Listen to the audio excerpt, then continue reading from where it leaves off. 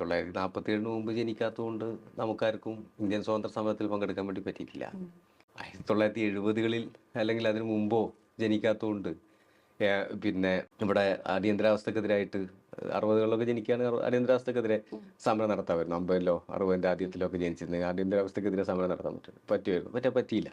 ആ സമയത്ത് ജനിച്ചിട്ടില്ല. അതിനുശേഷം നവോദാരവൽക്കരണ നയങ്ങൾ വന്ന സമയത്തും എന്നെ സംബന്ധിച്ചിടത്തോളമൊക്കെ ഞാനൊക്കെ എഴുന്നേറ്റ് നിൽക്കാൻ പറ്റുന്ന കുട്ടിയാവുന്നതിന് മുമ്പ് ഇന്ത്യയിൽ നവോദാരവൽക്കരണ നയങ്ങൾ വന്നു തുടങ്ങി. അതിനുശേഷം ജനിച്ച ആളുകളാണ് ഇപ്പോൾ ഉള്ള ആളുകൾ. അതുകൊണ്ട് തന്നെ ആ കാലവും ഈ കാലവുമായിട്ട് താരതമ്യപ്പെടുത്തുന്നതിന് വലിയ പ്രശ്നമുണ്ട്. മഹാത്മാഗാന്ധിയെ നാഥുറാം വിനായക് ഗോഡ്സെ കൊന്നു, ഭാഗ്യത്തിന് അത് പറയുന്നുണ്ട്. പക്ഷെ എന്തിനു കൊന്നു? നാഥുറാം വിനായക് ഗോഡ്സെ എന്തോ ഒരു വ്യക്തി വൈരാഗ്യത്തിന്റെ പേരിൽ കൊന്നു എന്ന് നമുക്ക് തോന്നിപ്പോവും. ഇദ്ദേഹം ഒരു തീവ്ര ഹിന്ദു പത്രത്തിന്റെ പത്രാധിപരായിരുന്നോ അല്ലെങ്കിൽ അത്തരത്തിലുള്ള ഒരു ആശയത്തിന്റെ ഭാഗമായിട്ടാണ് ഇദ്ദേഹം കൊന്നോ? ആ ടെക്സ്റ്റ് പുസ്തകം കാണുന്ന ഒരാൾക്ക് മനസ്സിലാവില്ല. ഒരു കാർമേഘം വെച്ചാൽ മറക്കാൻ വേണ്ടി പറ്റുന്ന സാധനമാണ് റഡാർ എന്ന് ധരിച്ചു വെച്ചിരിക്കുന്ന ഒരു പ്രധാനമന്ത്രിയാണ്. അതൊരു തെറ്റൊന്നല്ല. അദ്ദേഹത്തിന് ഇപ്പോൾ റഡാർ എങ്ങനെ പ്രവർത്തിക്കുന്നു എന്നുള്ളത് അദ്ദേഹത്തിന് അറിയേണ്ട കാര്യമൊന്നുമില്ല. അങ്ങനെ ഇന്ത്യയിലെ ഒരു സ്ഥലത്തും നിങ്ങൾക്ക് പാർലമെന്റ് നിയമസഭാ മന്ദിരത്തിലേക്കോ അല്ലെങ്കിൽ സെക്രട്ടേറിയറ്റിലേക്കോ സമരം നടത്താൻ വേണ്ടി പറ്റില്ല. അത് പറ്റുന്ന ഒരേ ഒരു സ്ഥലം എന്ന് പറയുന്നത് SFI വളരെ സജീവമായിട്ടുള്ള സംസ്ഥാനങ്ങളിൽ പുറത്തേക്ക് ഇടത് രാഷ്ട്രീയത്തിന് അത്ര കണ്ട് മേൽക്കൈ ലഭിക്കുന്നില്ല എന്നുള്ളൊരു വിമർശനം പൊതുവെ പറയാറുണ്ട്. പക്ഷെ കേരളമല്ലാതെ ക്യാമ്പസ് തെരഞ്ഞെടുപ്പ് നടക്കുന്ന എത്ര സംസ്ഥാനമുണ്ട് ഇന്ത്യയിൽ?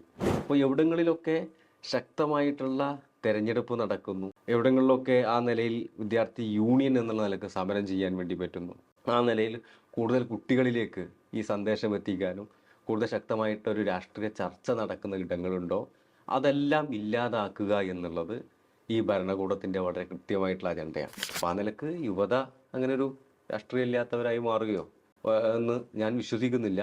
അത് കുറവുണ്ടെങ്കിൽ ആ കുറവിന് നമ്മളൊക്കെ ഉത്തരവാദികളാണ് എന്നുള്ളത്. ഇന്ത്യയിലെ അധ്യാപകരുടെ പോസ്റ്റ് ഒഴിഞ്ഞു കിടക്കുന്ന എടുത്ത് പരിശോധിച്ചാൽ ഞെട്ടിപ്പിക്കുന്നതാണ്. ഈ ക്ലാസ് മുറികളെ ചേർക്കാൻ ഒരു വരാന്ത കൂടി ഉണ്ടെങ്കിൽ അത് ലക്ഷറി എന്നുള്ളതാണ് ഇന്ത്യയിലെ ബഹുഭൂരിപക്ഷം കോളേജുകളുടെയും. പ്രൈവറ്റ് കോളേജ് ആണെങ്കിൽ പിന്നെ നോക്കുകയേ വേണ്ട. ഗവൺമെന്റ് കോളേജാണ് ഒരു അല്പമെങ്കിലും മെച്ചമുള്ളത്. പ്രൈവറ്റ് കോളേജ് എന്ന് പറഞ്ഞാൽ SFIയുടെ ദേശീയ തലത്തിൽ തന്നെ പ്രവർത്തിക്കുന്ന ദേശീയ അധ്യക്ഷനാണ് പി സാനു എന്ന് പറയുന്നത്. അദ്ദേഹമാണ് നമ്മളോട് ഇന്ന് ഡോൾ ടോക്കിൽ ഉള്ളത്. സ്വാഗതം. അപ്പോൾ ദേശീയ തലത്തിൽ തന്നെ പ്രവർത്തിക്കുന്ന ഒരാളാണ്. അപ്പോൾ ദേശീയ തലത്തിൽ തന്നെ വിദ്യാർത്ഥികളെയും വിദ്യാർത്ഥി സമൂഹത്തിനും ക്യാമ്പസിനെയും ഒക്കെ നിരീക്ഷിച്ചിട്ടുണ്ടാവും. എന്താണ് ഇന്നത്തെ പൊതുസമൂഹം, അതുപോലെ ഇന്ത്യയിലെ പൊതുസമൂഹം, വിദ്യാർത്ഥികളുടെ ക്യാമ്പസും നേരിടുന്ന പ്രശ്നങ്ങൾ അല്ലെങ്കിൽ വെല്ലുവിളികൾ എന്നുള്ളത് വിശദീകരിക്കാമോ? ഒന്ന്, ക്യാമ്പസ് മാത്രമായി നേരിടുന്നൊരു പ്രശ്നം എന്ന് പറയുന്നതില്ല എന്നുള്ളതാണ്. ഇപ്പോൾ പൊതുവെ ആളുകൾ പറയാറുണ്ട് വിദ്യാർത്ഥികളുടെ സമരശേഷി കുറഞ്ഞു, വിദ്യാർത്ഥികളുടെ അത്തരത്തിലുള്ളൊരു കമൻറ്റ് പറയാറുണ്ട്. പക്ഷേ സമരശേഷി അതിൻ്റെ ഇടയിൽ നമുക്ക് ഇടയിൽ തന്നെ പറയാം. സമരം ശക്തമായി നടക്കുന്നുണ്ട് എന്നുള്ളത് നമുക്ക് പിന്നീട് പറഞ്ഞു വെക്കാം. പക്ഷേ സമരശേഷിയുമായി ബന്ധപ്പെട്ട് എടുത്ത് പരിശോധിച്ചിട്ടുണ്ടെങ്കിൽ നമ്മുടെ എല്ലാ വിഭാഗം ആളുകളുടെയും അപ്പോൾ അതിനെ അപവാദമായിട്ടുള്ള ചില സാധനങ്ങളുണ്ട്. അതിലൊന്നാണ് കർഷകരുടെ ഐതിഹാസികമായിട്ടുള്ള സമരം. ഡൽഹിയുടെ എല്ലാ അതിർത്തികളും അവർ ഓക്യുപ്പൈ ചെയ്തുകൊണ്ട് നടത്തിയിട്ടുള്ള സമരം. പക്ഷെ അത്തരം സമരങ്ങൾ വല്ലപ്പോഴും ഒന്ന് എന്നതിലേക്ക് ചുരുങ്ങുന്നു എന്നുള്ളതാണ്. ഇപ്പോൾ കേരളം ഒഴിച്ച് മറ്റൊരു സ്ഥലത്ത് സമരം ചെയ്യാൻ ഇപ്പോൾ ഇന്ത്യയിലെ പാർലമെന്റിലേക്ക് ഒരു സമരം നടത്താൻ വേണ്ടി കഴിയില്ല. മുമ്പ് പാർലമെന്റ് സ്ട്രീറ്റ് വരെ പോകാൻ പറ്റുമായിരുന്നു. ഇപ്പോൾ പാർലമെന്റ് സ്ട്രീറ്റിലേക്ക് പോലും പോകാൻ പറ്റില്ല. ഇപ്പോൾ ജന്തർ മന്ദറിലെ വളരെ ചുരുങ്ങിയ ഒരു സ്ഥലത്ത് ഡൽഹിയിൽ ഒതുങ്ങി. മുംബൈയിലാണെങ്കിൽ അത് ആസാദ് മൈതാനത്താണ്, അത് ഹൈദരാബാദിലാണെങ്കിൽ ധർണ ചൗക്കിലാണ്. ആ ധർണ ചൗക്കിൽ പോലും സമരം നിരോധിച്ചപ്പോഴാണ് മുമ്പൊരു സമരം അവിടെ ഉണ്ടായത്. അങ്ങനെ ഇന്ത്യയിലെ ഒരു സ്ഥലത്തും നിങ്ങൾക്ക് പാർലമെന്റ് നിയമസഭാ മന്ദിരത്തിലേക്കോ അല്ലെങ്കിൽ സെക്രട്ടേറിയറ്റിലേക്കോ സമരം നടത്താൻ വേണ്ടി പറ്റില്ല. അത് പറ്റുന്ന ഒരേ ഒരു സ്ഥലം എന്ന് പറയുന്നത് കേരളം മാത്രമാണ് എന്നുള്ളത് നമുക്ക് കൃത്യമായിട്ട് പറയാം. കേരളം അവരെയൊക്കെ അത്ഭുതപ്പെടുത്തും. കാരണം ഏത് സമയത്ത് പോയാലും സെക്രട്ടേറിയറ്റിന് മുമ്പിൽ ഒരുപാട് സമരപന്തലുകൾ കാണും. അപ്പോൾ ആ സമരപന്തൽ കാണുമ്പോൾ യഥാർത്ഥത്തിൽ സന്തോഷമാണ് ഉണ്ടാവില്ലേ. കാരണം ആ സമരങ്ങളോട് ഒരു യോജിപ്പ് ഉണ്ടാവാറില്ല ഭൂരിപക്ഷം സമരങ്ങളോടും. പക്ഷെ അവിടെ വന്ന് സമരം ചെയ്യാനുള്ള ഒരാളുടെ അവകാശം ഇപ്പോഴും സംരക്ഷിക്കപ്പെടുന്നതാണ്. എന്നാൽ ഇന്ത്യയിൽ അങ്ങനെ ആ അവകാശം സംരക്ഷിക്കപ്പെടുന്നില്ല എന്നുള്ളത് ഏറ്റവും വലിയ പ്രശ്നമാണ്. ഇന്ത്യയുടെ ജനാധിപത്യ രാജ്യം എന്ന് പറയുമ്പോൾ തന്നെ ജനാധിപത്യപരമായിട്ടുള്ള പ്രതിഷേധിക്കാനും ചോദ്യം ചോദിക്കാനും ആളുകൾക്കുള്ള എക്സ്പ്രസ് ചെയ്യാനൊക്കെയുള്ള അവകാശത്തെ പൂർണ്ണമായി നിരാകരിക്കുകയാണ്. അത് നിങ്ങൾക്ക് അതിന് അവകാശമില്ല എന്ന് പറഞ്ഞ് പതുക്കെ നമ്മൾ അതിലേക്ക് നമ്മളും അതിലേക്ക് സമരസപ്പെട്ടു പോകുന്നു എന്നുള്ള ഒരു പ്രശ്നം. കാരണം ഇന്ത്യയിൽ മറ്റെല്ലാ പ്രശ്നങ്ങളും വരുമ്പോഴും ഇപ്പോൾ വർഗീയത വലിയ രൂപത്തിൽ അടിച്ചേൽപ്പിക്കാൻ വേണ്ടിയിട്ടുള്ള ശ്രമം നടക്കും. അത് വിദ്യാഭ്യാസ മേഖലയാണ് അതിൽ ഏറ്റവും പ്രധാനപ്പെട്ടത്. എല്ലാ മേഖലയിലും ഈ വർഗീയവൽക്കരണം പതിയെ പതിയെ ആളുകളെ ഇത്തരത്തിലുള്ള കമ്പാർട്ട്മെൻറ്റിലാക്കി നിർത്തുന്നു. തൊഴിലുമായി ബന്ധപ്പെട്ടിട്ടുള്ള വലിയ പ്രശ്നം ഇന്ത്യയിൽ നിലനിൽക്കുന്നു. തുടങ്ങി വിദ്യാഭ്യാസവുമായി ബന്ധപ്പെട്ട് സ്കൂളുകൾ അടച്ചുപൂട്ടുന്നത് തൊട്ട് ഉന്നത വിദ്യാഭ്യാസം ലഭിക്കാത്തത് അടക്കമുള്ള അതിലെ സ്വകാര്യ മൂലധനത്തിൻ്റെ കൂടുതൽ വരവോടുകൂടി വിദ്യാർത്ഥികൾക്ക് വിദ്യാഭ്യാസം പൂർണ്ണമായും കച്ചവട ചരക്കായി മാറുന്ന നിലയിലേക്കുള്ള കാര്യങ്ങൾ പോയിക്കൊണ്ടിരിക്കുകയാണ്. അപ്പോൾ ആ ഘട്ടത്തിൽ ഇങ്ങനെ ഏറ്റവും കൂടുതൽ ദരിദ്രരുള്ള രാജ്യമായിട്ട് ഇന്ത്യ മാറുന്നു. ദരിദ്രർ കൂടുതൽ ദരിദ്രരാകുന്ന പ്രക്രിയ കൂടുതൽ വേഗത വർദ്ധിക്കുന്നു.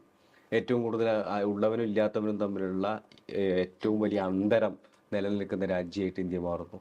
പ്രസ് ഫ്രീഡത്തിൽ ഏറ്റവും മോശം അവസ്ഥയിൽ ഇന്ത്യക്ക് അപ്പുറത്തേക്കുള്ള രാജ്യങ്ങൾ എന്ന് പറഞ്ഞാൽ അഫ്ഗാനിസ്ഥാനും അതുപോലെയുള്ള ചില മതരാഷ്ട്രവാദികളോ അത്തരം ആളുകളൊക്കെ ഭരിക്കുന്ന ഒരു വിധത്തിലുള്ള ആഭ്യന്തര സുരക്ഷയില്ലാത്ത രാജ്യങ്ങളാണ്. സ്ത്രീ സുരക്ഷയുടെ കാര്യത്തിൽ പോലും ഇപ്പോൾ പറഞ്ഞിട്ടുണ്ടെങ്കിൽ അഫ്ഗാനിസ്ഥാനോ അത്തരത്തിലുള്ള ഈ ഏറ്റവും വലിയ പ്രതിസന്ധി നിൽക്കുന്ന രാജ്യങ്ങളെക്കാൾ തൊട്ടുമുകളിൽ എന്ന് പറയുന്ന അവസ്ഥയിലാണ് ഇന്ത്യ. അപ്പോൾ ഈ പ്രശ്നങ്ങളൊക്കെ നിൽക്കുന്ന സമയത്ത് ഇതിനെതിരായി പ്രതിഷേധിക്കുക എന്നുള്ളത്, ഇത്തരം വിഷയങ്ങൾ ശക്തമായി തന്നെ ഒരു ഭരണകൂട സംവിധാനത്തിൻ്റെ മുമ്പിൽ ഉയർത്തുക, അതിന് സമരമാണ് ഏറ്റവും പ്രധാനപ്പെട്ട വഴി. ആ സമരം ചെയ്യാനുള്ള അവകാശത്തെ പോലും നിരാകരിക്കണം, അല്ലെങ്കിൽ ഇല്ലായ്മ ചെയ്യുകയാണ്. ആ സമരം ചെയ്യാനുള്ള അവകാശം നിങ്ങൾക്കില്ല എന്ന് അത് പറയാതെയും പറഞ്ഞു വെച്ചുകൊണ്ടിരിക്കുകയാണ് ഇപ്പോൾ. അത് തന്നെയാണ് ഏറ്റവും പ്രധാനപ്പെട്ട പ്രശ്നം എന്ന് പറയുന്നത്. മാത്രമല്ല, നമുക്ക് അത്തരം കാര്യങ്ങളൊക്കെ വരുന്ന സമയത്ത് മറ്റ് നിലയിലേക്ക് ശ്രദ്ധ തിരിച്ചുവിട്ട് ഇത്തരം വിഷയങ്ങളല്ല ചർച്ച ചെയ്യേണ്ടത് എന്നുള്ളത് ഇപ്പോൾ ഏറ്റവും പ്രധാനപ്പെട്ട പ്രശ്നം. നമുക്ക് തൊഴിലാണ് ഏറ്റവും വലിയ പ്രശ്നം, അല്ലെങ്കിൽ വിദ്യാഭ്യാസം ലഭിക്കാത്തതാണ് പ്രശ്നം, പട്ടിണിയാണ് പ്രശ്നം, ആളുകൾക്ക് കൃത്യമായി റേഷൻ കിട്ടാത്തതാണ് പ്രശ്നം, സ്കൂളുകൾ അടച്ചുപൂട്ടുന്നതാണ് പ്രശ്നം. എന്നാൽ ഈ പ്രശ്നങ്ങളൊക്കെ വരുന്ന സമയത്ത് മറ്റ് ചില ഇതിലേക്ക് ശ്രദ്ധ തിരിക്കുക. ഇപ്പോൾ ഭാരതാംബ ഏറ്റവും അവസാനം വന്നിട്ടുള്ള വിവാദം.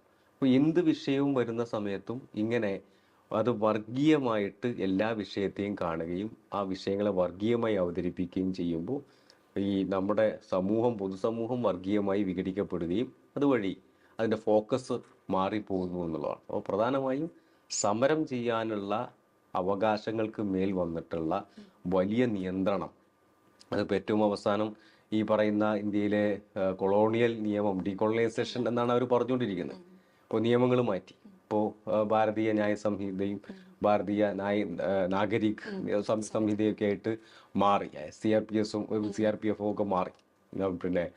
ക്രിമിനൽ പ്രൊസീജിയർ കോഡോ അല്ലെങ്കിൽ ഇന്ത്യൻ പീനൽ കോഡൊക്കെ ഇപ്പോൾ പേരിൽ മാറ്റം വന്നു. പക്ഷെ പേരിൽ മാത്രമല്ല മാറ്റം വന്നിട്ടുള്ളത്. ആ നിയമങ്ങളൊക്കെ കൂടുതൽ രൂക്ഷമായിട്ടുണ്ട്, കൂടുതൽ കടുത്തതായിട്ടുണ്ട്. സഡീഷൻ ചാർജിനെതിരായിട്ട് നേരത്തെ തന്നെ സുപ്രീം കോടതിയുടെ വിധികൾ വന്നിരുന്നു. ആ സഡീഷൻ ചാർജ് കൂടുതൽ ശക്തമായിട്ട് ഇപ്പോൾ ഈ പുതിയ ഭാരതീയ ന്യായ സംഹിതയിലൂടെ നമുക്ക് മുമ്പിൽ അവതരിപ്പിക്കപ്പെട്ടിട്ടുണ്ട്. അപ്പോൾ പ്രതിഷേധിക്കാനും പ്രതികരിക്കാനും ശബ്ദമുയർത്താനുമുള്ള അവകാശത്തെ ഇല്ലായ്മ ചെയ്യുന്നു എന്നുള്ളതാണ് ഏറ്റവും വലിയ പ്രശ്നമായിട്ട് ഞാൻ ഈ സമയത്ത് കാണുന്ന പൊതുസമൂഹം നേരിടുന്നത്. അത് ക്യാമ്പസുകളിലുണ്ട്. ഇപ്പോൾ ക്യാമ്പസ് ഡെമോക്രസിയുമായി ബന്ധപ്പെട്ടിട്ട് എടുത്ത് പരിശോധിച്ചിട്ടുണ്ടെങ്കിൽ ഇപ്പോൾ ഈ അടുത്ത കാലത്ത് വിവിധ കോളേജ്, ഇപ്പോൾ നമ്മുടെ ഒരു വിഷയം ഇപ്പോൾ പലരും ഉയർത്താറുണ്ട്, SFI വളരെ സജീവമായിട്ടുള്ള സംസ്ഥാനങ്ങളിൽ പുറത്തേക്ക് ഇടത് രാഷ്ട്രീയത്തിന് അത്ര കണ്ട് മേൽക്കൈ ലഭിക്കുന്നില്ല എന്നുള്ളൊരു വിമർശനം പൊതുവെ പറയാറുണ്ട്. പക്ഷെ കേരളമല്ലാതെ ക്യാമ്പസ് തെരഞ്ഞെടുപ്പ് നടക്കുന്ന എത്ര സംസ്ഥാനമുണ്ട് ഇന്ത്യയിൽ? ക്യാമ്പസ് തെരഞ്ഞെടുപ്പ് അന്ന് ആന്ധ്രയും തെലങ്കാനയില്ല, അന്ന് യുണൈറ്റഡ് ആന്ധ്രയാണ്. യുണൈറ്റഡ് ആന്ധ്രയിൽ 1989 നിരോധിച്ചതാണ് തെരഞ്ഞെടുപ്പ്. തമിഴ്നാട്ടിലും ദീർഘകാലമായിട്ട് ക്യാമ്പസ് തെരഞ്ഞെടുപ്പ് നിർത്തിവെച്ചിട്ടുണ്ട്. മഹാരാഷ്ട്രയിലില്ല. മധ്യപ്രദേശ് ഇതിനിടയിൽ എനിക്ക് തോന്നുന്നു 2016-17 തോന്നുന്നു. 2017 ഒരിക്കൽ ഒന്ന് പുനരാരംഭിച്ചിരുന്നു, പക്ഷെ പിന്നീട് നിർത്തി. ഹിമാചൽ പ്രദേശ് യൂണിവേഴ്സിറ്റിയിലൊക്കെ തുടർച്ചയായി SFI വിജയിച്ചു വന്നിരുന്ന ക്യാമ്പസാണ്. അപ്പോൾ ആ ക്യാമ്പസിൽ തുടർച്ചയായി SFI വിജയിച്ചു വന്നിരിക്കുന്നതിനിടയിലാണ് കഴിഞ്ഞ 10 വർഷത്തോളമായി, 9 വർഷം കഴിഞ്ഞു, ഹിമാചൽ ഹിമാചൽ സ്റ്റേറ്റ് യൂണിവേഴ്സിറ്റിയിൽ ഇപ്പോൾ തെരഞ്ഞെടുപ്പില്ല. അപ്പോൾ തെരഞ്ഞെടുപ്പുകളെ ഇല്ലാതാക്കുക എന്നുള്ളത് വിദ്യാർത്ഥികളുടെ ജനാധിപത്യപരമായ അവകാശം ഇല്ലായ്മ ചെയ്യുക എന്നുള്ളത് ഇവരൊരു തന്ത്രമാണ്. ബംഗാളിൽ മമതാ ഗവൺമെൻറ് വന്നതിന് ശേഷം 2011 കൂടി തെരഞ്ഞെടുപ്പ് നിർത്തിവെച്ച തെരഞ്ഞെടുപ്പ് പിന്നീട് തുടങ്ങി ഒരു 2 വർഷം കഴിഞ്ഞപ്പോഴേക്ക് വിവിധ കോളേജുകൾ SFI ജയിച്ചു. ജാദവ്പൂർ യൂണിവേഴ്സിറ്റിയിൽ SFI വിജയിച്ചു. പ്രസിഡൻസി യൂണിവേഴ്സിറ്റി എന്ന് പറഞ്ഞാൽ ഇന്ത്യയിലെ തന്നെ ആദ്യത്തെ കോളേജുകളിലൊന്ന്, അല്ലെങ്കിൽ ഇന്ത്യയിൽ ആദ്യം വിദ്യാർത്ഥി സംഘടന ആരംഭിച്ച ഹിന്ദു കോളേജാണ് പിന്നീട് പ്രസിഡൻസി യൂണിവേഴ്സിറ്റി ആയിട്ട് മാറുക. ആ പ്രസിഡൻസി യൂണിവേഴ്സിറ്റി SFI ജയിച്ചു. അത്തരത്തിലുള്ള ഒരുപാട് സ്ഥലങ്ങൾ, നക്സൽബാരിയിലെ കോളേജുകൾ SFI ജയിച്ചു. അങ്ങനെ തുടങ്ങി സംസ്ഥാനത്തിൻ്റെ വിവിധ ഭാഗങ്ങളിൽ അങ്ങനെ ജയിക്കാൻ തുടങ്ങിയപ്പോൾ തെരഞ്ഞെടുപ്പ് നിർത്തലാക്കി. അതോടുകൂടി പിന്നെ ഒരു കൗൺസിലാക്കി, സ്റ്റുഡൻറ് യൂണിയൻ എന്നുള്ളത് സ്റ്റുഡൻറ് കൗൺസിലായി. സ്റ്റുഡൻറ് കൗൺസിലാകുന്നതോട് കൂടിയിട്ട് തെരഞ്ഞെടുപ്പില്ല. അധ്യാപകർ നേരിട്ട് ഓരോ ആളുകളെ അങ്ങ് നോമിനേറ്റ് ചെയ്യുക. നീ പ്രസിഡന്റ്, നീ സെക്രട്ടറി, നീ ജോയിൻറ്റ് സെക്രട്ടറി എന്നും പറഞ്ഞ് അധ്യാപകർ പറയുന്നു, അത് നടപ്പിലാവുന്നു. ആ നിലയിലാണ് കാര്യങ്ങൾ നിൽക്കുന്നത്. ആ തെരഞ്ഞെടുപ്പുകളെ ഇല്ലാതാക്കുക എന്നുള്ളത് ഇവരുടെ വളരെ കൃത്യമായിട്ടുള്ള അജണ്ടയാണ്. തെരഞ്ഞെടുപ്പുകൾ വന്നിട്ടുണ്ടെങ്കിൽ അതുവഴി വിദ്യാർത്ഥി സംഘടനയും വിദ്യാർത്ഥികൾക്കിടയിൽ രാഷ്ട്രീയ ബോധവും കൂടുതൽ വർദ്ധിക്കും. ഇപ്പോൾ ഡൽഹി യൂണിവേഴ്സിറ്റി, ഡൽഹിയിലെ അംബേദ്കർ യൂണിവേഴ്സിറ്റിയിൽ SFI ജയിച്ചു. അത് കോവിഡിന് ശേഷം ആദ്യമായിട്ടാണ് തെരഞ്ഞെടുപ്പ് നടന്നത്. കോവിഡിന് മുമ്പും SFI ആണ് ജയിച്ചത്. കോവിഡിന് ശേഷം നടന്നപ്പോൾ എന്താ പ്രത്യേകത എന്ന് വെച്ചാൽ അതിൻ്റെ വിവിധ ക്യാമ്പസുകളുണ്ട്. മുമ്പ് ഒരു കരമ്പുര ക്യാമ്പസിലും അതുപോലെ തന്നെ കാശ്മീരി ഗേറ്റ് ക്യാമ്പസിലുമാണ് ഉണ്ടായിരുന്നെങ്കിൽ ഇപ്പോൾ മറ്റ് ക്യാമ്പസുകളിലേക്ക് കൂടി SFI വ്യാപിച്ചു. ഒറ്റയ്ക്ക് തന്നെ ഭൂരിപക്ഷം ലഭിച്ചു. വലിയ മൃഗീയ ഭൂരിപക്ഷത്തിൽ SFI അവിടെ യൂണിയൻ ജയിക്കുന്ന സ്ഥിതി ഉണ്ടായി. അത് കഴിഞ്ഞപ്പോൾ അവിടെ റാഗ് ചെയ്ത ആൾക്കെതിരായിട്ട് പരാതി ഉന്നയിക്കുകയും അതിനെതിരെ സമരം ചെയ്യുകയും ചെയ്തിട്ടുള്ള വിദ്യാർത്ഥികൾ ആദ്യം പുറത്താക്കുകയാണ്. അത് പുറത്താക്കിയപ്പോൾ അതിനെതിരെ സമരം നടക്കുന്നു. ഒരു ഭാഗത്ത് കോടതിയിൽ കേസ് നടക്കുന്നു, മറുഭാഗത്ത് സമരം നടക്കുന്നു. ആ സമരത്തിൻ്റെ ഭാഗമായിട്ട് 5 പേരെ വീണ്ടും സസ്പെൻഡ് ചെയ്തു. അവരൊക്കെ പിന്നീട് തിരിച്ചെടുക്കേണ്ടി വന്നു. ഒരു ഭാഗത്ത് ശക്തമായിട്ടുള്ള സമരവും മറുഭാഗത്ത് കോടതി വഴിയുള്ള ഇടപെടലിൻ്റെ ഭാഗമായിട്ട് തിരിച്ച് അവരെ എടുക്കാൻ ക്യാമ്പസ് നിർബന്ധിതമായി. ഹൈദരാബാദ് സെൻട്രൽ യൂണിവേഴ്സിറ്റിയിൽ വിവിധ സമയങ്ങളിലായിട്ട് അവിടെ നിന്നുള്ള വിദ്യാർത്ഥി സഖാക്കളെ, സമരം ചെയ്ത ആളുകളെ സസ്പെൻഡ് ചെയ്യുന്ന സ്ഥിതി 2024 സസ്പെൻഡ് ചെയ്തു. അതിനുശേഷം പിന്നീട് ഇപ്പോൾ അവിടുത്തെ ലാൻഡുമായി ബന്ധപ്പെട്ടുള്ള വിഷയം വന്ന സമയത്ത് അവിടുത്തെ ലാൻഡ് പൂർണ്ണമായിട്ടും സ്വകാര്യ കുത്തകകൾക്ക്, കോർപ്പറേറ്റ് കമ്പനികൾക്ക് കൊടുക്കാൻ വേണ്ടി തീരുമാനിച്ചപ്പോൾ അതിനെതിരായിട്ടുള്ള സമരം നടന്നു. ആ സമരം നടക്കുന്നതിൻ്റെ ഇടയിൽ തന്നെ അവിടെ ആ സ്ഥലം കത്തിച്ചു, ഗവൺമെൻറ് ഒത്താശയോടുകൂടി കത്തിച്ചു. വലിയൊരു ആവാസ വ്യവസ്ഥ നിലനിൽക്കുന്ന ഒരുപാട് മൃഗങ്ങളും പക്ഷികളും ഒക്കെ തന്നെ ഉള്ള ഒരു സ്ഥലമാണ്. അപ്പോൾ ആ ജന്തുവൈവിധ്യങ്ങളെ മുഴുവൻ കൊന്നൊടുക്കിക്കൊണ്ട് അതിന് തീ വെക്കുന്നത് അടക്കമുള്ള ഗവൺമെൻറ് ഒത്താശയോട് കൂടി ചെയ്തു. അതിനെതിരെ സമരം നടത്തി ഒരു വിദ്യാർത്ഥി അവിടെ ജയിലിലായി, വിവിധ വിദ്യാർത്ഥികൾ സസ്പെൻഷനിലായി. ഈ ഹിമാചൽ പ്രദേശ് യൂണിവേഴ്സിറ്റിയിൽ ഇത്തരത്തിൽ വിദ്യാർത്ഥികൾ സസ്പെൻഷനിലാവുന്ന സ്ഥിതി ഉണ്ടായി. ജാമിയ മില്ലിയ യൂണിവേഴ്സിറ്റിയിൽ വിദ്യാർത്ഥികൾ സസ്പെൻഡ് ചെയ്യപ്പെടുന്ന സ്ഥിതി ഉണ്ടായി. അപ്പോൾ എവിടങ്ങളിലൊക്കെ ശക്തമായിട്ടുള്ള തെരഞ്ഞെടുപ്പ് നടക്കുന്നു, എവിടങ്ങളിലൊക്കെ ആ നിലയിൽ വിദ്യാർത്ഥി യൂണിയൻ എന്നുള്ള നിലക്ക് സമരം ചെയ്യാൻ വേണ്ടി പറ്റുന്നു, ആ നിലയിൽ കൂടുതൽ കുട്ടികളിലേക്ക് ഈ സന്ദേശം എത്തിക്കാനും കൂടുതൽ ശക്തമായിട്ടൊരു രാഷ്ട്രീയ ചർച്ച നടക്കുന്ന ഇടങ്ങളുണ്ടോ അതെല്ലാം ഇല്ലാതാക്കുക എന്നുള്ളത് ഈ ഭരണകൂടത്തിൻ്റെ വളരെ കൃത്യമായിട്ടുള്ള അജണ്ടയാണ്. അത് ഇല്ലാതെ വന്നാൽ അതിൻ്റെ രാഷ്ട്രീയത്തിൻ്റെ അലയൊലികൾ, അതിൻ്റെ വിഷയങ്ങളുടെ ചർച്ച അതെല്ലാം പുറത്തേക്കും വരും എന്നുള്ളത് ഇവർക്ക് വളരെ കൃത്യമാണ്. അപ്പോൾ അത് ഇല്ലായ്മ ചെയ്യുക എന്നുള്ളത് വളരെ കൃത്യമായി ഈ വലതുപക്ഷത്തിൻ്റെ ഒരു അജണ്ടയാണ്. അതുകൊണ്ടാണ് ക്യാമ്പസ് ഡെമോക്രസി. ഞാൻ നേരത്തെ പുറത്ത് സമരം ചെയ്യാൻ അനുവദിക്കാതിരിക്കുകയും പുറത്തെ സമരങ്ങൾക്ക് നിയന്ത്രണം ഏർപ്പെടുത്തുകയും ചെയ്യുന്നത് പോലെ തന്നെ ക്യാമ്പസിനകത്തും കൃത്യമായ നിയന്ത്രണം വെച്ചുകൊണ്ട് സമരം ചെയ്യാനുള്ള അവകാശത്തെ പൂർണ്ണമായും ഇല്ലാതാക്കുക എന്നതാണ് ഇന്ന് നേരിടുന്ന ഒരു പ്രധാനപ്പെട്ട പ്രശ്നം. ഇപ്പോൾ അത് വിദ്യാർത്ഥി സമൂഹത്തിന്റെ ഇടയിലായാലും അത് നന്നായിട്ട് ബാധിക്കുന്നുണ്ടല്ലോ. അപ്പോൾ ആ രാഷ്ട്രീയവാദത്തിലേക്ക് എത്തുന്ന സമയത്തും ചില കുട്ടികൾ ഈ രാഷ്ട്രീയത്തിലേക്ക് ഇറങ്ങാത്ത പ്രശ്നങ്ങളൊക്കെ അതുമായിട്ട് ബന്ധപ്പെടുമല്ലേ? അല്ല, രാഷ്ട്രീയം അതിൽ എനിക്ക് വേറെ ചില അഭിപ്രായങ്ങളുള്ള ഒരാളാണ് ഞാൻ. കാരണം എന്താണെന്ന് വെച്ചാൽ ഇപ്പോൾ ചില ആളുകൾ പറയും, മുമ്പൊക്കെ ആണെങ്കിൽ 80കളിലെ ക്യാമ്പസ് എന്നൊക്കെ പറഞ്ഞാൽ പൊട്ടിത്തെറിച്ചിരുന്ന ക്യാമ്പസാണ്, വളരെ സ്പോണ്ടേനിയസ് ആയിട്ട് റെസ്പോണ്ട് ചെയ്തിരുന്ന ക്യാമ്പസാണ്, അത്തരത്തിൽ പ്രതികരണശേഷി കൂടുതലുണ്ടായിരുന്ന ക്യാമ്പസാണ്, ഇന്ന് അതില്ല എന്നൊക്കെ പറയാറുണ്ട്. പക്ഷെ അതിനൊരു പ്രശ്നം എന്താ വെച്ചാൽ അത് ഇപ്പോഴത്തെ യുവത അല്ലെങ്കിൽ ഈ പറയുന്ന ജെൻസി, ആൽഫ ഇവരൊക്കെ ഒരു മോശമാണ്, ഇവർ രാഷ്ട്രീയം താല്പര്യമില്ലാത്തവരാണ്, അതുകൊണ്ട് അവർ മോശമാണ് എന്നുള്ള ഒരു ചർച്ചയുടെ ഭാഗമാണ്. അപ്പം ഇതിലെ പ്രശ്നം എന്താണെന്ന് വെച്ചാൽ, പിന്നെ ഞാൻ മുമ്പ് തന്നെ ഒരു ഇൻ്റർവ്യൂവിൽ ഒരാൾ ചോദിച്ചപ്പോൾ ഞാൻ പറഞ്ഞിട്ടുണ്ട്, 1947 മുമ്പ് ജനിക്കാത്തതുകൊണ്ട് നമുക്കാർക്കും ഇന്ത്യൻ സ്വാതന്ത്ര്യ സമരത്തിൽ പങ്കെടുക്കാൻ വേണ്ടി പറ്റിയിട്ടില്ല. 1970കളിൽ അല്ലെങ്കിൽ അതിന് മുമ്പോ ജനിക്കാത്തതുകൊണ്ട് പിന്നെ ഇവിടെ അടിയന്തരാവസ്ഥക്കെതിരായിട്ട് 60കളിലൊക്കെ ജനിക്കുകയാണെങ്കിൽ അടിയന്തരാവസ്ഥക്കെതിരെ സമരം നടത്താമായിരുന്നു. 50-ലോ 60-ന്റെ ആദ്യത്തിലോ ഒക്കെ ജനിച്ചിരുന്നെങ്കിൽ അടിയന്തരാവസ്ഥക്കെതിരെ സമരം നടത്താൻ പറ്റുമായിരുന്നു. പറ്റിയില്ല. ആ സമയത്ത് ജനിച്ചിട്ടില്ല. അതിനുശേഷം നവോദാരവൽക്കരണ നയങ്ങൾ വന്ന സമയത്തും ആ സമയത്തും എന്നെ സംബന്ധിച്ചിടത്തോളമൊക്കെ ഞാനൊക്കെ പിന്നെ എഴുന്നേറ്റ് നിൽക്കാൻ പറ്റുന്ന കുട്ടിയാവുന്നതിന് മുമ്പ് ഇന്ത്യയിൽ നവോദാരവൽക്കരണ നയങ്ങൾ വന്നു തുടങ്ങി. അതിനുശേഷം ജനിച്ച ആളുകളാണ് ഇപ്പോൾ ഉള്ള ആളുകൾ. അതുകൊണ്ട് തന്നെ ആ കാലവും ഈ കാലവുമായിട്ട് താരതമ്യപ്പെടുത്തുന്നതിന് വലിയ പ്രശ്നമുണ്ട്. കാരണം അന്ന് ഒരുപാട് ഇല്ലായ്മകളും പ്രശ്നങ്ങളുണ്ട്. മാത്രമല്ല, അന്ന് കേരളത്തിൽ എത്ര കോളേജുകളുണ്ട്? വളരെ ചുരുക്കം കോളേജുകളാണ് കേരളത്തിൽ. വളരെ ചുരുക്കം എന്ന് പറഞ്ഞാൽ ഓരോ ജില്ലയിലും വിരലെണ്ണാവുന്ന കോളേജുകളാണ് ആ സമയത്ത് ഉണ്ടാവുക. ആ കോളേജിൽ എത്ര ആൾക്ക് പഠിക്കാൻ വേണ്ടി പറ്റും?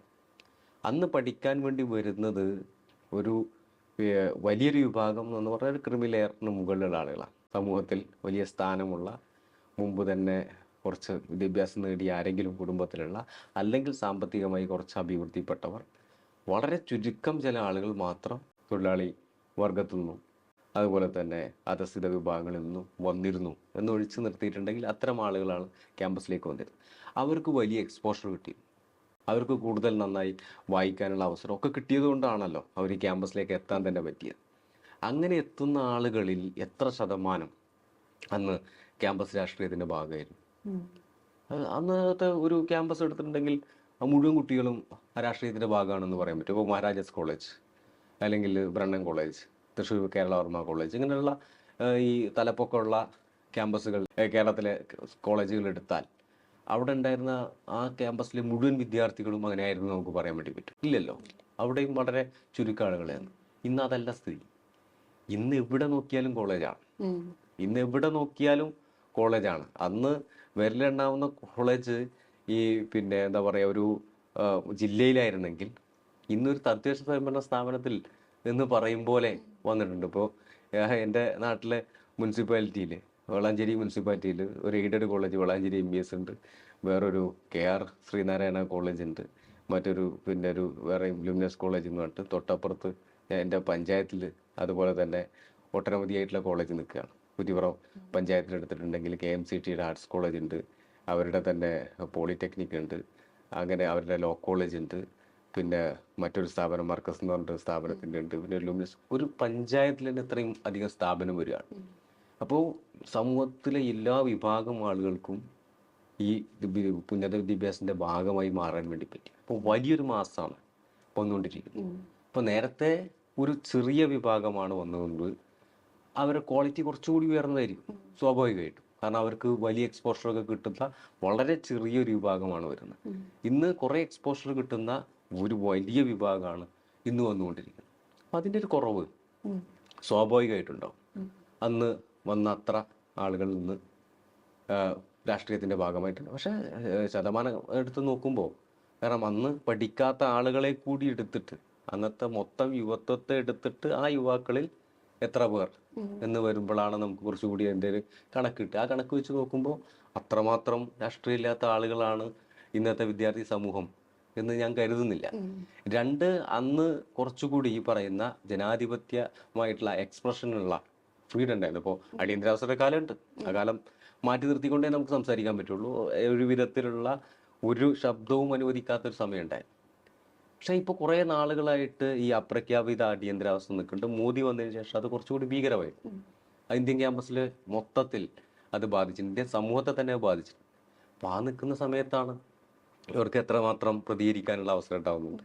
അങ്ങനെ പ്രതികരിച്ചാൽ ഇപ്പോൾ മാത്രമല്ല ഈ വിദ്യാർത്ഥികളുടെ ഡിപ്പെൻഡൻസി കൂടി. ഇങ്ങനെ ക്യാമ്പസിലൊക്കെ വരുന്ന ഒരു വിദ്യാർത്ഥിയെ സംബന്ധിച്ചിടത്തോളം മുമ്പ് ഹോസ്റ്റലിൽ പോയി നിന്ന് ദൂരെ അങ്ങനെ പഠിക്കുന്ന ആളുകൾ ഇപ്പോഴും ഉണ്ട്. പഠിക്കുന്ന സ്ഥിതിയായിരുന്നു മുമ്പ് കൂടുതലുണ്ടായിരുന്നത്. മാത്രമല്ല അപ്പോഴേക്ക് അവർ വിദ്യാർത്ഥി എന്നുള്ള ആൾക്കാർ ഒരു രക്ഷിതാക്കളെ ഡിപ്പെൻഡ് ചെയ്തുകൊണ്ട് ജീവിക്കുന്ന ആളുകളായിരുന്നില്ല. അവർക്ക് കുറച്ചുകൂടി ഒരു പേഴ്സണൽ ഫ്രീഡം ഉണ്ടായിരുന്നു. ഇന്ന് കുറച്ചുകൂടി പേഴ്സണൽ ഫ്രീഡത്തിൻ്റെ കുറവെന്ന് പറയാൻ പറ്റില്ല, പക്ഷെ അതൊരു ഡിപ്പെൻഡൻസി ഉണ്ട്.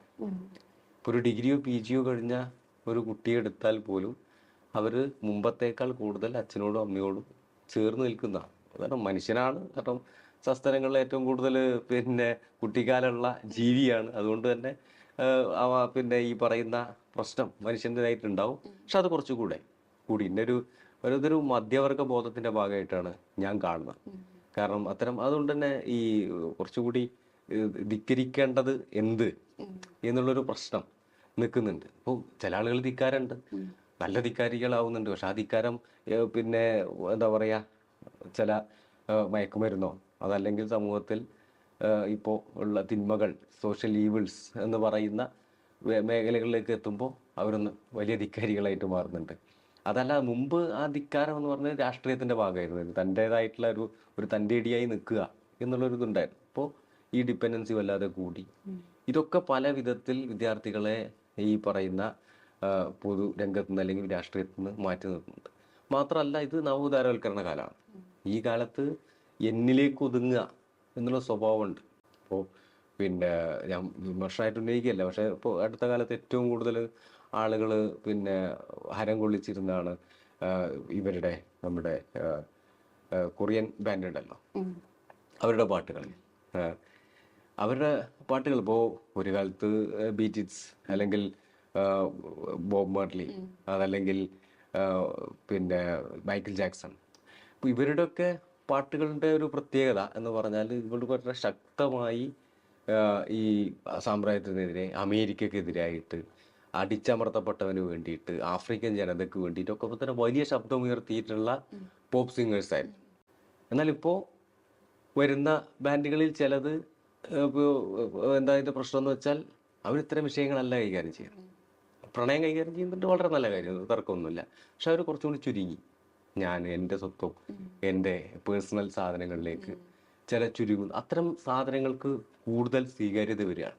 അത്തരം കാര്യങ്ങളാണ് കൂടുതൽ നമ്മുടെ സോഷ്യൽ മീഡിയകളിലൂടെ പ്രൊമോട്ട് ചെയ്യപ്പെടുന്നത്. അങ്ങനൊരു കാലത്ത് ജീവിക്കുന്ന പരിതസ്ഥിതിയാണ് പലപ്പോഴും നമ്മളെ രൂപപ്പെടുത്തുക എല്ലാ അർത്ഥത്തിലും. അപ്പോൾ അത്തരത്തിൽ പരിതസ്ഥിതിയിലുള്ള വലിയ മാറ്റം ഞാൻ നേരത്തെ സൂചിപ്പിച്ചതുപോലെ തന്നെ ഇവിടുത്തെ തൊഴിലാളി വർഗത്തിനും ഇവിടുത്തെ കർഷക വിഭാഗത്തിനും എല്ലാ വിഭാഗത്തിനുമുള്ള ഈ പറയുന്ന സമരശേഷി ഏതെങ്കിലും അർത്ഥത്തിൽ കൈമോശം വന്നു എന്ന് ഞാൻ പറയുന്നില്ല, ഏതെങ്കിലും അർത്ഥത്തിൽ നിയന്ത്രിക്കപ്പെടുന്ന ഒരു കാലത്ത് ജീവിക്കുന്ന ഏറ്റവും പുതിയ തലമുറ അവര് ഇപ്പോഴും പ്രതികരണശേഷിയുള്ളവരാണ് എന്ന് തന്നെയാണ് ഞാൻ വിശ്വസിക്കുന്നത്. ഒരു പല നിലക്കും. പിന്നെ ഇപ്പോൾ ചില വന്നിട്ടുള്ള സോഷ്യൽ മീഡിയ, പക്ഷേ സോഷ്യൽ മീഡിയ മാത്രം മതിയോ എന്നുള്ളത് വേറെ കാര്യം. മാത്രമല്ല, ഇപ്പോൾ ചില പുതിയ പിന്നെ റാപ്പ് സിംഗേഴ്സ് മലയാളത്തിൽ വന്നവര്, അവരൊക്കെ വളരെ രസകരമായി മലയാളത്തിന്റെ ഓരോ പ്രദേശത്തിന്റെ നാടൻ ഭാഷകൾ കൂടുതൽ ആളുകളിലേക്ക് എത്തിക്കാൻ, അതിന് കൂടുതൽ സ്വീകാര്യത വരുത്താനും കഴിയുന്ന രൂപത്തിൽ വളരെ ചെറിയ വാക്കുകളിൽ വളരെ കൃത്യമായി രാഷ്ട്രീയം പറഞ്ഞു വെക്കുന്ന ആ പാട്ടുകളും കേൾക്കാനും ഇവിടെ ആളുകളുണ്ട്. അപ്പം അതിനും സ്വീകാര്യത കിട്ടുന്നുണ്ട്. അപ്പം ആ നിലക്ക് യുവത അങ്ങനെ ഒരു രാഷ്ട്രീയം ഇല്ലാത്തവരായി മാറുകയോ എന്ന് ഞാൻ വിശ്വസിക്കുന്നില്ല. അത് കുറവുണ്ടെങ്കിൽ ആ കുറവിന് നമ്മളൊക്കെ ഉത്തരവാദികളാണ് എന്നുള്ളത്. ഇപ്പൊ BJPക്ക് അടക്കം സ്വാധീനമുള്ള സംസ്ഥാനങ്ങളിൽ ഉള്ള ക്യാമ്പസുകൾ എന്തൊക്കെ വെല്ലുവിളികളാണ് നേരിടുന്നത്? ക്യാമ്പസുകൾ നേരിടുന്ന വെല്ലുവിളി ഞാൻ നേരത്തെ പറഞ്ഞ ഈ ജനാധിപത്യപരമായിട്ടുള്ള പ്രശ്നം അത് അതിരൂക്ഷമാണ്. മാത്രമല്ല, അത്തരം ക്യാമ്പസുകൾ, ഇപ്പോൾ ക്യാമ്പസുകളുടെയും സ്കൂളുകളുടെയൊക്കെ ഒരു അവസ്ഥ എന്ന് പറഞ്ഞാൽ, ഇപ്പോൾ ഗുജറാത്തിൽ ഇങ്ങനെ പോയപ്പോൾ നമ്മുടെ സഹാക്കൾ എനിക്കിങ്ങനെ കാണിച്ചു തന്നു. ഒരു കോളേജാണ്. അപ്പോൾ ആ കോളേജിന് പുറത്ത് ഒരു ഗേറ്റിൻ്റെ ഗേറ്റിനപ്പുറത്ത് റോഡാണ്. ഒരു ചെറിയ ഒരു കെട്ടിടം, ഒരു 3 നിലയുള്ള കെട്ടിടം, അതിൽ 4 നിലയുള്ള കെട്ടിടം. അതിൽ ഫസ്റ്റ് ഫ്ലോർ എനിക്കൊന്ന് ഗ്രൗണ്ട് ഫ്ലോർ മറ്റെന്തോ സ്ഥാപനമാണ്. അവിടെ എന്തോ ഫോട്ടോസ്റ്റാറ്റും മറ്റുമൊക്കെയുള്ള 1-2 കടകളൊക്കെ ആയിട്ടാണ്. ബാക്കിയുള്ള സ്ഥലത്ത് അവിടെ KG മുതൽ PG വരെ ആ 3 നിലയിലുണ്ട്. 4 നില ബിൽഡിങ്ങിലെ 3 നിലയിൽ അതിലുണ്ട്. KG മുതൽ PG വരെ അവിടെ ഉണ്ട്. ഇത് ഞാനത് ചോദിച്ചിട്ട് എങ്ങനെയാണ് നടത്തുന്നത്? ക്ലാസ്സിൽ പോകണം നിർബന്ധമില്ല. 7 മണി മുതൽ 9:30 വരെ ഒരു ബാച്ച്, 9:30 മുതൽ 11 മണി വരെ ഒരു ബാച്ച്. ഇങ്ങനെ വിവിധ ബാച്ചുകളായിട്ട് ഈ കോളേജിന് സർക്കാർ എയ്ഡും ലഭിക്കുന്നുണ്ട്. ഈ സ്ഥാപനങ്ങൾക്ക് KG മുതൽ PG വരെ വളരെ ചെറിയൊരു ഒരു സ്ഥലം. 1.5 മണിക്കൂറോ 2 മണിക്കൂറോ ആണ് അവിടെ ഏത് കുട്ടിക്കും ക്ലാസ് കിട്ടുന്നത്. സമാനമാണ് ഓരോ ഗ്രാമങ്ങളിലേക്ക് പോയ പിന്നെ അവസ്ഥ പറയേണ്ടതില്ല. അങ്ങനെയുള്ള ഒരു രാജ്യമാണ് ഇന്ത്യ. ആ ഇന്ത്യയിൽ ഗവൺമെൻറ് പണം ചെലവഴിക്കുന്നത് ഇപ്പോൾ തന്നെ ചെലവഴിക്കുന്നത് വളരെ പരിമിതമാണ്. ആ പരിമിതമായ പണം പോലും ഇനി ചെലവഴിക്കില്ല എന്നുള്ളത്, അത് മുഴുവൻ സ്വകാര്യമായിട്ടുള്ള സ്ഥാപനങ്ങൾ തുടങ്ങുക എന്നുള്ള നിലയിലാണ് ഗവൺമെൻറ് ഇതിനെ കാണുന്നത്. അപ്പോൾ അതുകൊണ്ട് തന്നെ വിദ്യാഭ്യാസ സ്ഥാപനങ്ങൾ ഉണ്ടാവുക എന്നുള്ളതാണ് ആദ്യത്തെ പ്രശ്നം. ക്യാമ്പസിലെ പ്രശ്നം ഉണ്ട്, പക്ഷെ ക്യാമ്പസ് ഉണ്ടാവുക എന്നുള്ളത് ഏറ്റവും പ്രധാനപ്പെട്ടാണ്. ഇപ്പോഴും ഇന്ത്യയിലെ ഉന്നത വിദ്യാഭ്യാസത്തിൻ്റെ എൻറോൾമെൻറ്റ് റേഷ്യോ എനിക്ക് തോന്നുന്നു 28.7 തോന്നുന്നു. അതിന് മുമ്പ് ചെറിയ മാറ്റങ്ങൾ ഉണ്ടാവാം. എന്തായാലും 30-ൽ താഴെയാണ് എന്നുള്ളതാണ്. മുമ്പ് ഏതാണ്ട് 26% വളരെ നേരിയ വർധന വന്നിട്ട്. പക്ഷേ ഹയർ എഡ്യൂക്കേഷൻ എന്നുള്ളത് അവർ ഉന്നയിക്കുന്നത്, എൻറോൾമെൻറ്റ് റേഷ്യോ അവർ ഉന്നയിക്കുന്നത്, നിങ്ങൾ ഹയർ സെക്കൻഡറിക്ക് ശേഷം എന്ത് പഠിച്ചാലും ഉന്നത വിദ്യാഭ്യാസമാണ്. അത് നിങ്ങൾ മെഡിസിന് പോയാലും ആർട്സ് ആൻഡ് സയൻസ് കോളേജിൽ പോയാലും പോളിടെക്നിക്കിൽ പോയാലും അതല്ലെങ്കിൽ ഏതെങ്കിലും ഒരു ഡിപ്ലോമ കോഴ്സിൽ നിങ്ങൾ ചേർന്നാലും ഒക്കെ ഈ പറയുന്ന പോലെ ഉന്നത വിദ്യാഭ്യാസമാണ്. അങ്ങനെ വന്നിട്ട് പോലും ഏതാണ്ട് 28%, 29% ഇന്ത്യയിലെ ഉന്നത വിദ്യാഭ്യാസ രംഗത്തേക്ക് എത്തുന്ന കുട്ടികളുടെ തന്നെ എണ്ണം എന്ന് പറയുന്നത്. അത് തന്നെ വളരെ പരിമിതമാണ്. 25% താഴെയുള്ള സംസ്ഥാനങ്ങൾ വളരെ കൂടുതലാണ്. ഇപ്പോൾ കേരളവും തമിഴ്നാടും ഡൽഹിയും. ഡൽഹി പക്ഷേ എൻറോൾമെൻറ്റ് റേഷ്യോ എടുക്കുമ്പോൾ ഡൽഹിയുടെ എൻറോൾമെൻറ്റ് റേഷ്യോ ഒരു പ്രശ്നമുണ്ട്. കാരണം ഡൽഹിസ് അല്ല അതിൽ കൂടുതൽ. ഇന്ത്യയിലെ എല്ലാ ഭാഗത്തു നിന്നും വരുന്ന ആളുകളെല്ലാം അവിടെ ചേരുന്നതുകൊണ്ടാണ് ആ നമ്പർ അത്രയും വലുതാവുന്നത്. അത്രമാത്രം ഇൻസ്റ്റിറ്റ്യൂട്ട് ഉണ്ട്, അതുകൊണ്ട് ആ നമ്പർ വലുതാവുന്നു. പക്ഷെ അതിനർത്ഥം ഡൽഹിക്കാർ ഈ അത്രയും വലിയ ഏതാണ്ട് 50% മുകളിൽ എൻറോൾമെൻറ്റ് റേഷ്യോ ഡൽഹിക്കാർ നേടിയുന്നില്ല. അപ്പോൾ ഈ എൻറോൾമെൻറ്റ് റേഷ്യോയിൽ നിൽക്കുന്ന ഒരു രാജ്യമാണ് ഇന്ത്യ. അതാണ് ഒന്നാമത്തെ പ്രശ്നം. പുതിയ ക്യാമ്പസുകളില്ല, പുതിയ അവസരങ്ങൾ ഉന്നത വിദ്യാഭ്യാസം നേടുന്ന, സ്കൂൾ വിദ്യാഭ്യാസത്തിൻ്റെ പ്രശ്നത്തിലാണ്, ഉന്നത വിദ്യാഭ്യാസം ഇല്ലാത്ത പ്രശ്നം നിൽക്കുകയാണ്. ഉന്നത വിദ്യാഭ്യാസ രംഗത്ത് അത്തരത്തിൽ വിദ്യാഭ്യാസം ലഭിക്കാൻ സർക്കാർ സ്ഥാപനങ്ങളില്ല എന്നുള്ളത് പ്രധാനപ്പെട്ട ഒരു പ്രശ്നമാണ്. ഇനി ക്യാമ്പസ്, ഇനി തുടങ്ങിയുള്ള ക്യാമ്പസിൻ്റെ സ്ഥിതി എന്ന് വെച്ചാൽ ഇന്ത്യയിലെ അധ്യാപകരുടെ പോസ്റ്റ് ഒഴിഞ്ഞു കിടക്കുന്ന എടുത്ത് പരിശോധിച്ചാൽ ഞെട്ടിപ്പിക്കുന്നതാണ്. അത് നമ്മുടെ ഏറ്റവും വലിയ ഇൻസ്റ്റിറ്റ്യൂട്ട് എന്ന് പറയുന്ന IIT, IIMs, NIT, IIIT തുടങ്ങിയിട്ടുള്ള ഇന്ത്യയിലെ പ്രധാനപ്പെട്ട ഈ എന്താ പറയുക ഒരു ഇന്ത്യയുടെ ഏറ്റവും പ്രധാനപ്പെട്ട സ്ഥാപനം എന്നുള്ള നിലക്ക്, ഇന്ത്യയുടെ ഒരു പൈനിയർ സ്ഥാപനങ്ങൾ എന്ന നിലക്ക്, ഒരു എമിനൻറ്റ് ഇൻസ്റ്റിറ്റ്യൂട്ട് എന്നൊക്കെയുള്ള നിലക്ക് ഉയർത്തി കാണിക്കുന്ന സ്ഥാപനങ്ങളാണ്. ആ സ്ഥാപനങ്ങളിൽ പോലും ആവശ്യത്തിന് അധ്യാപകരില്ല. താഴേക്ക് വന്നിട്ടുണ്ടെങ്കിൽ കോളേജുകൾ യൂണിവേഴ്സിറ്റി ലെവലിലേക്ക് വന്നിട്ടുണ്ടെങ്കിൽ വളരെ മോശമാണ് അവസ്ഥ. ബഹുഭൂരിപക്ഷം വിദ്യാഭ്യാസ സ്ഥാപനങ്ങൾ ആവശ്യത്തിന് അധ്യാപകരില്ല. ഇനി ഉള്ള അധ്യാപകരോ അവർക്ക് ആവശ്യത്തിന് സാലറി ഇല്ല. ഉള്ള അധ്യാപകർ എന്ന് പറഞ്ഞിട്ടുണ്ടെങ്കിൽ അവരൊക്കെ പെർമനൻറ്റ് സ്റ്റാഫ് അല്ല. ബഹുഭൂരിപക്ഷവും പെർമനൻറ്റ് സ്റ്റാഫ് അല്ലാതെ ജോലി ചെയ്യേണ്ടി വരുന്ന ഒരു രാജ്യമാണ് ഇന്ത്യ.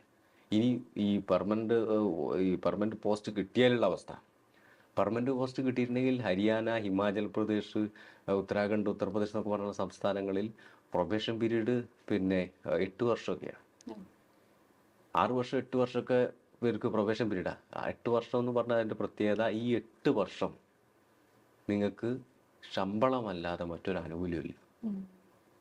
നിങ്ങൾക്ക് PF ഇല്ല, മറ്റു ഒരു ആനുകൂല്യം, DA ഇല്ല, ഒന്നുമില്ല, യാതൊരു ആനുകൂല്യമില്ല. നിങ്ങളുടെ പെൻഷന് നാളെ പരിഗണിക്കുമ്പോൾ പോലും ഈ 8 വർഷം സർവീസായിട്ട് കൂട്ടില്ല. ഇതാണ് പെർമനൻ്റായി കയറുന്ന ആളുകളുടെ അവസ്ഥ. അപ്പോൾ അവിടെ ടെമ്പററി ആയിട്ട് നിൽക്കുന്ന ആളുകളുടെ അവസ്ഥ എന്താണ്? അപ്പം അത്രയും അത് വിദ്യാഭ്യാസത്തിൻ്റെ ക്വാളിറ്റി കുറക്കും. കാരണം ശമ്പളം ഇല്ലാതെ എത്ര ആൾ ആത്മാർത്ഥമായിട്ട് ജോലി ചെയ്യും? അത് വലിയൊരു പ്രശ്നമല്ലേ. മാത്രമല്ല ഈ താൽക്കാലിക വേതനം കിട്ടാത്ത ഈ താൽക്കാലിക ജോലിക്ക് എത്ര ആൾ പോവും? മറ്റ് ഓപ്പർച്യൂണിറ്റി നോക്കിയിട്ട് അവർ പോകും. അപ്പോൾ ഏറ്റവും താഴ്ന്ന ശമ്പളം കൊടുക്കുന്ന മേഖലയായിട്ട് ഈ ഉന്നത വിദ്യാഭ്യാസ രംഗം മാറുകയാണ്. അതൊരു വലിയ പ്രധാനപ്പെട്ട പ്രശ്നമാണ്. കാരണം ഒന്ന്, ഇൻഫ്രാസ്ട്രക്ചർ ഇല്ല. നേരത്തെ സൂചിപ്പിച്ച പോലെ ഗുജറാത്തിലെ ഉദാഹരണം പറഞ്ഞതുപോലെ ഇൻഫ്രാസ്ട്രക്ചർ ഇല്ല. മറ്റ് കളിസ്ഥലമോ മറ്റ് സംവിധാനങ്ങളോ ഒന്നുമില്ല. UGC നിഷ്കർഷിക്കുന്ന വെച്ചിട്ട് ഗ്രൗണ്ടും എല്ലാം സംവിധാനങ്ങളും ഉള്ളതാണ് ഒരു ക്യാമ്പസ് എന്ന് പറയുന്നത്. എന്നാൽ ക്യാമ്പസ് എന്ന് പറയുന്ന സംവിധാനം പോലും ഇല്ല. ഈ വരാന്ത ഉണ്ടെങ്കിൽ അത് ലക്ഷറി എന്നുള്ളതാണ്. ഒരു ബിൽഡിങ് എന്നതിനപ്പുറം ആ ബിൽഡിങ്ങിന് ഈ ക്ലാസ് മുറികളെ ചേർക്കാൻ ഒരു വരാന്ത കൂടി ഉണ്ടെങ്കിൽ അത് ലക്ഷറി എന്നുള്ളതാണ് ഇന്ത്യയിലെ ബഹുഭൂരിപക്ഷം കോളേജുകളുടെയും, പ്രൈവറ്റ് കോളേജ് ആണെങ്കിൽ പിന്നെ നോക്കുകയേ വേണ്ട, ഗവൺമെൻറ് കോളേജാണ് ഒരല്പമെങ്കിലും മെച്ചമുള്ളത്. പ്രൈവറ്റ് കോളേജ് എന്ന് പറഞ്ഞിട്ടുണ്ടെങ്കിൽ അതാണ്, അതുപോലെ ലക്ഷറിയാണ് ഇൻഫ്രാസ്ട്രക്ചർ. അധ്യാപകർ, ഒരു പെർമനൻ്റ് അധ്യാപകനെങ്കിലും ഒരു കോളേജിൽ ഉണ്ടാവുക എന്നുള്ളത്, മീൻസ് ഹെഡ് മാസ്റ്റർ ആവാൻ ഒരാളെങ്കിലും, പ്രിൻസിപ്പൾ ആവാൻ ഒരാളെങ്കിലും ഉണ്ടാവുക എന്നുള്ളത് അതും ലക്ഷറി ആയിട്ട് മാറിക്കൊണ്ടിരിക്കുന്ന ഒരവസ്ഥയാണ്. ഇങ്ങനെ പിന്നെ അവിടുത്തെ മറ്റ് കാര്യങ്ങളിലേക്ക് പോവാതിരിക്കുകയാണ് നല്ലത്, അധ്യയനവുമായി ബന്ധപ്പെട്ട്. പിന്നെ ഇവരുടെ വിദ്യാഭ്യാസത്തിൻ്റെ ഗുണനിലവാരം, ചില അധ്യാപകരെയൊക്കെ നമ്മൾ കണ്ടിട്ടുണ്ടാവും, ശരിക്ക് ഇംഗ്ലീഷ് അക്ഷരമാലയിലെ 26 അക്ഷരങ്ങളും കൃത്യമായിട്ട് പറയാനറിയാത്ത ആളുകൾ അധ്യാപകരായിട്ട് മാറുക. എന്തുകൊണ്ട്? ഈ വിദ്യാഭ്യാസമാണ് അവർക്ക് കിട്ടുന്നത്. ഇപ്പോൾ വിദ്യാഭ്യാസത്തിൻ്റെ ഗുണനിലവാരം വലിയ രൂപത്തിൽ താഴോട്ട് പോയിക്കൊണ്ടിരിക്കുക. അത് ഈ തരം സ്ഥാപനങ്ങളിൽ കൂടുതലാണ്. മാത്രമല്ല, ഇവിടെ സയൻസ് ഏറ്റവും വലിയ പ്രതിസന്ധി. നമ്മുടെ ഇന്ത്യയുടെ പ്രധാനമന്ത്രി തന്നെ കുട്ടികളോടുള്ള സംവാദത്തിൽ പറയുകയാണ്, എനിക്ക് തോന്നുന്നത് ഈ സർജിക്കൽ സ്ട്രൈക്കുമായി ബന്ധപ്പെട്ടിട്ടാണ്, എനിക്ക് തോന്നുന്നു പഠാൻകോട്ടിന് ശേഷമുള്ള ഇതാണെന്നാണ് എൻ്റെ ഓർമ്മ, അതോ ഇനി പുൽവാമയ്ക്ക് ശേഷമുള്ളതെന്ന് അറിയില്ല, ഓർമ്മയിലില്ല. ഒരു വീഡിയോയിൽ പ്രധാനമന്ത്രി തന്നെ പറയുകയാണ്, അവിടെ പാകിസ്ഥാനിൽ പോയിട്ട് ആക്രമിച്ചു, സർജിക്കൽ സ്ട്രൈക്ക് നടത്തി. സർജിക്കൽ സ്ട്രൈക്ക് നടത്താൻ വേണ്ടി പോകുന്ന സമയത്ത് ഞാനാണ് അവർക്ക് നിർദ്ദേശം കൊടുത്തത്, കാർമേഘമുള്ള സമയത്ത് പോയിട്ട് ആക്രമിക്കണം, അപ്പോൾ ഇത് റഡാറിൽ പെടില്ല. ആ നിർദ്ദേശം ഞാനാണ് കൊടുത്തത്. ഇന്ത്യയുടെ പ്രധാനമന്ത്രി കുട്ടികളുമായിട്ടുള്ള സംവാദത്തിൽ ഇരുന്ന് പറയാൻ അദ്ദേഹത്തിന് എന്താണ് റഡാർ എന്നുള്ളത് പോലും മനസ്സിലായിട്ടില്ല. ഒരു കാർമേഘം വെച്ചാൽ മറക്കാൻ വേണ്ടി പറ്റുന്ന സാധനമാണ് റഡാർ എന്ന് ധരിച്ചു വെച്ചിരിക്കുന്ന ഒരു പ്രധാനമന്ത്രിയാണ്. അതൊരു തെറ്റൊന്നല്ല, അദ്ദേഹത്തിന് ഇപ്പോൾ റഡാർ എങ്ങനെ പ്രവർത്തിക്കുന്നു എന്നുള്ളത് അദ്ദേഹത്തിന് അറിയേണ്ട കാര്യമൊന്നുമില്ല.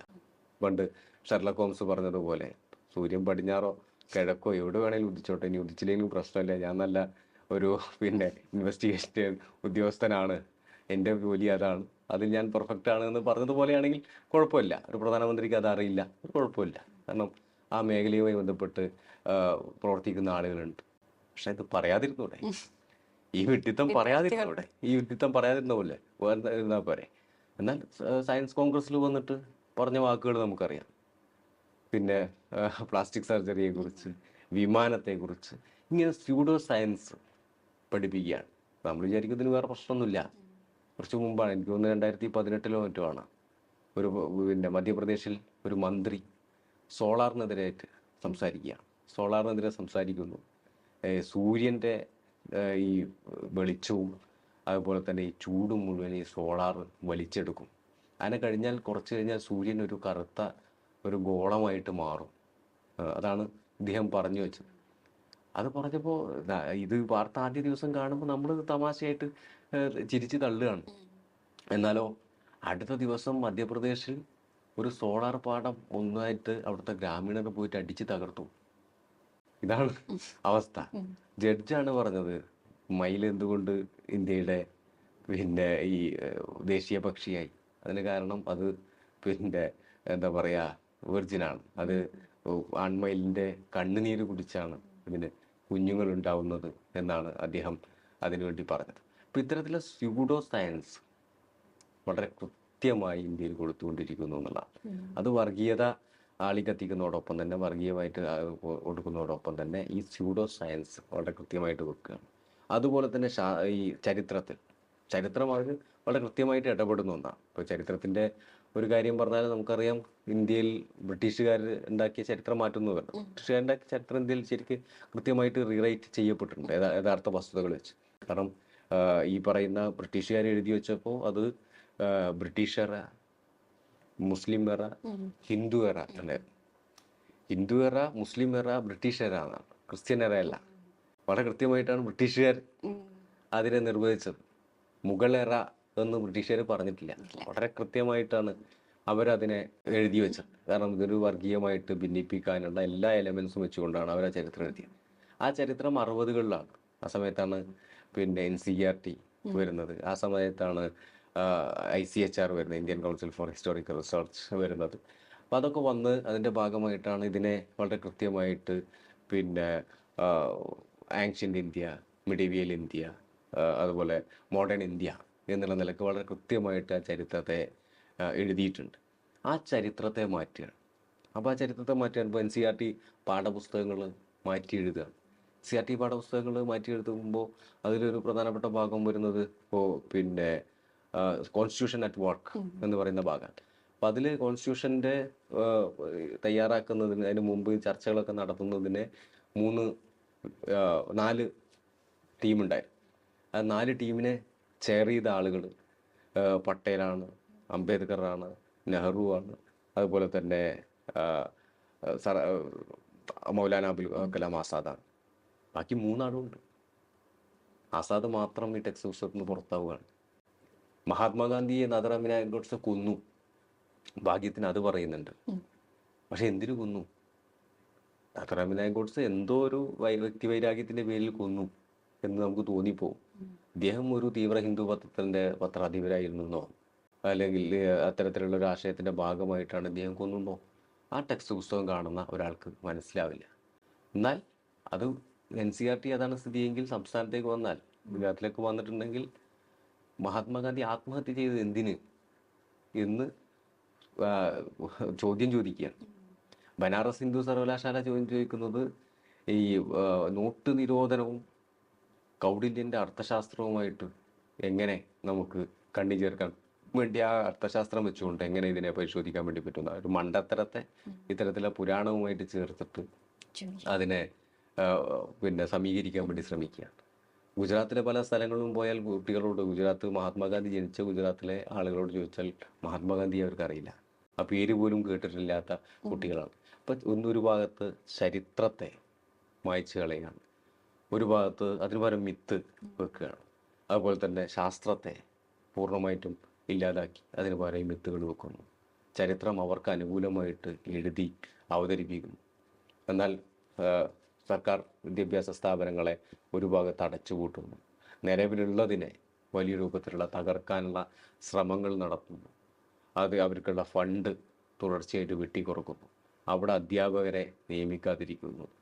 അങ്ങനെ എല്ലാ മേഖലയിലും, സർവ്വ മേഖലയിലും, സമസ്ത മേഖലയിലും ഇന്ത്യയിലെ ഉന്നത വിദ്യാഭ്യാസത്തെ തകർക്കാനുള്ള എല്ലാ ശ്രമങ്ങളും നടത്തുന്നു എന്നുള്ളതാണ് ഇപ്പോൾ ഇന്ത്യ നേരിടുന്നത്. ഭരണത്തിൻ്റെ എല്ലാ ഉപയോഗിച്ചുകൊണ്ട്.